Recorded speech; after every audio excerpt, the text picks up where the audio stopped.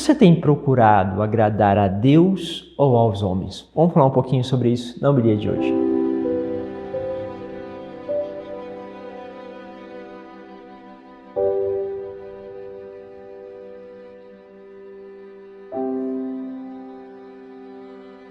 Em nome do Pai, do Filho e do Espírito Santo. Amém. É uma alegria percebermos a riqueza da igreja nesse mês de outubro, né? São inúmeros os santos que nós comemoramos e percebe-se logo pela vida, pelo testemunho deles, o quanto eles podem nos falar, nos convidar. Por isso eu sempre quero deixar para vocês o convite também lá no meu canal. Você vai encontrar o santo de cada dia. Acessa lá. Percebe essa beleza que Deus tem reservado a cada um de nós ao olharmos para a história e pelas escolhas, justamente que cada um deles tiveram de poder agradar, e alguns levados até o martírio, justamente querendo agradar a Deus e não aos homens. Vamos pegar a palavra de hoje que está na leitura da carta de São Paulo aos Gálatas, capítulo 1, do versículo 6 ao 12. Diz assim: Irmãos, admiro-te de terdes abandonado depressa aqueles que vos chamou na graça de Cristo e de terdes passado para um outro evangelho. Olha só, ele está dizendo o seguinte: vocês receberam uma fé, receberam um anúncio, alguns de nós recebemos de uma forma familiar, outros de nós fomos tocados através de encontros, de retiros. Nós recebemos um anúncio, mas muitas vezes nós vamos abandonando depressa aquilo que Deus tem dado a nós. Com muita facilidade a gente vai dizer assim: tudo isso é igual, é o mesmo Deus, né? Quando a gente vai falar com outros irmãos de outras religiões, é tudo o mesmo Deus. O que nós estamos fazendo aqui? Nós estamos descartando justamente as riquezas para simplificar as coisas.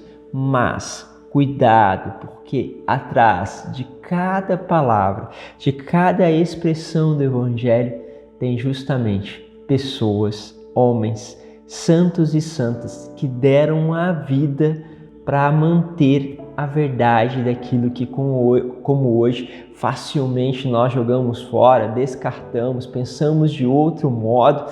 E, lógico, devido ao relativismo, cada um tem o direito de pensar da sua forma, na sua forma de visão.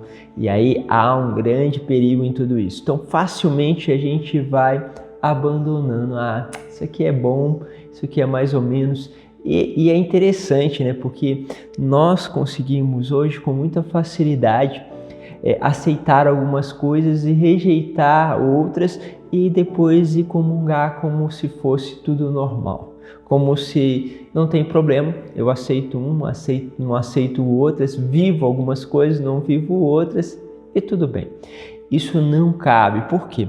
Quando nós percebemos que estamos fazendo algo errado, que aquilo que nós estamos vivendo não está de acordo com o Evangelho, nós precisamos justamente nos converter.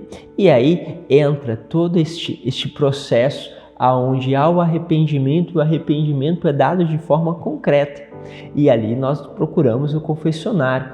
Porém, nós muitas vezes, por esse relativismo, esse tudo pode, tudo é permitido, cada um tem sua visão, a gente pode até usar expressões assim: a igreja pensa assim, eu não penso assim, eu penso de uma outra forma. Quantas vezes nós vivemos isso?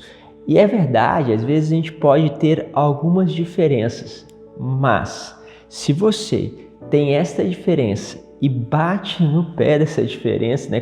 Por exemplo, quando se discutia, né, sobre aquilo que era a Imaculada Conceição de Maria, ou seja, esse nascimento, né, este dom dela ter nascido sem o pecado original, o que era bonito? Você perceber que havia diferenças dentro da igreja, a igreja ainda não tinha chegado a um parecer quanto a isso, e aí naquela discussão, então a igreja chegou a uma consciência, né, de que realmente ela é imaculada. Então todos os outros teólogos que pensavam de uma forma diferente, naquele momento se converteram, ou seja, precisam então mudar aquilo que expressam, aquilo que falam, porque aquilo que falam e que expressam, mesmo, vamos dizer assim, no dia anterior à aprovação, pensasse de modo diferente da aprovação, o que aconteceu? Precisavam converter, porque agora se chegou à verdade. E se você chegou a uma verdade, você não pode alterar ela. Então, muitas vezes há pressões contra a igreja, nós temos situações delicadas, né? E complexas, vamos dizer assim, em relação, por exemplo, aos casais de segunda união. O que há? Uma pressão para que se mude, para que se transforme. Mas a palavra de Deus, ela é muito clara em relação a isso.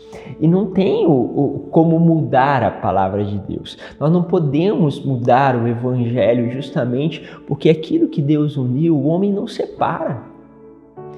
E aí o que acontece? Nós precisamos rever outras coisas. Às vezes a gente quer corrigir uma coisa esquecendo do principal.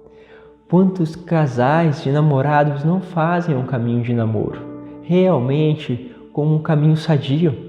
Quantas vezes passam daquilo que é justamente os objetivos de viver ali naquele namoro, justamente antecipam coisas que são da vida matrimonial, os relacionamentos a nível sexual, e aí você percebe que as coisas vão saindo do eixo.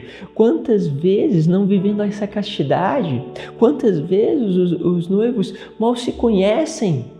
Porque muitas vezes a experiência é uma experiência a nível sexual, ou descartamos, porque falamos assim, a igreja pensa isso, mas eu penso diferente. O que acontece? Quando nós fazemos isso e depois lá na frente colhemos os frutos dessa coisa, nós queremos que a igreja então transforme a situação em uma situação, vamos dizer assim, compreensível para conosco, para com a nossa realidade. Mas perceba os frutos que você foi colhendo, foi plantando justamente ao longo do caminho. E aí é lógico, cada situação precisa ser avaliada e por isso, sim, há situações em que não houve o vínculo matrimonial, mas em geral houve o vínculo matrimonial e muitas vezes nós temos que lidar com aquilo que foi as nossas escolhas e não a igreja que tem que mudar. Percebam como está sendo superficial muitas vezes os nossos relacionamentos. Então, percebe esse caminho. Outras vezes, tratamos a dimensão eucarística da Igreja Católica como se fosse uma dimensão qualquer. E não é possível. Uma vez estando numa sala de aula sobre questões teológicas, o professor tratou a Eucaristia como se fosse uma ceia. Eu falava com ele, professor, do jeito que você está falando, não tem diferença entre a Santa Missa e a ceia evangélica. E ele me respondeu, mas não é isso. O que está acontecendo aqui? Está mudando a palavra de Deus, que diz, isto é o meu corpo, isto é o meu sangue. Quando você altera a palavra de Deus, é o que São Paulo está falando, o que você está fazendo? Você está saindo da comunhão. E nós temos que ter clareza, porque nós queremos muitas vezes, e a ideia dele, quando ele faz isso, proclama isso, é transformar uma coisa, vamos dizer assim, para todo mundo. Então vamos fazer para todo mundo. O padre, na verdade, é só o ministro que preside. Ele não tem a dimensão sacerdotal, vamos dizer assim, de poder trazer o mistério do corpo e do sangue de Cristo. Ele apenas preside algo. Então o que vai acontecendo? Isso, meus caros, não são...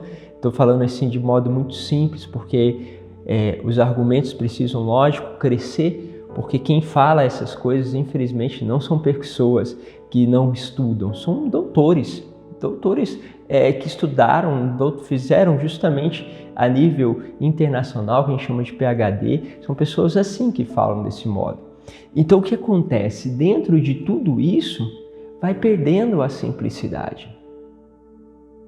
Vai perdendo a dimensão do Evangelho e vai se abandonando as coisas.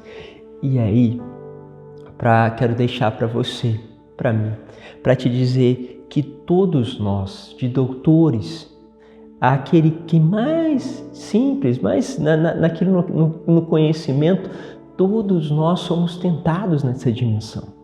Todos nós. E aí nós precisamos voltar àquilo que sempre é o valor. E uma chave. O Senhor não nos ofereceu a porta larga. Se tem porta larga, desconfia, porque não é a porta do reino de Deus. A porta do reino de Deus é estreita. Se você não sente a tua vida se estreitar ao seguir o Evangelho, pense, porque pode ser que o que você segue já não é o Evangelho que o Senhor colocou. Deus vos abençoe, Pai, Filho e Espírito Santo. Amém.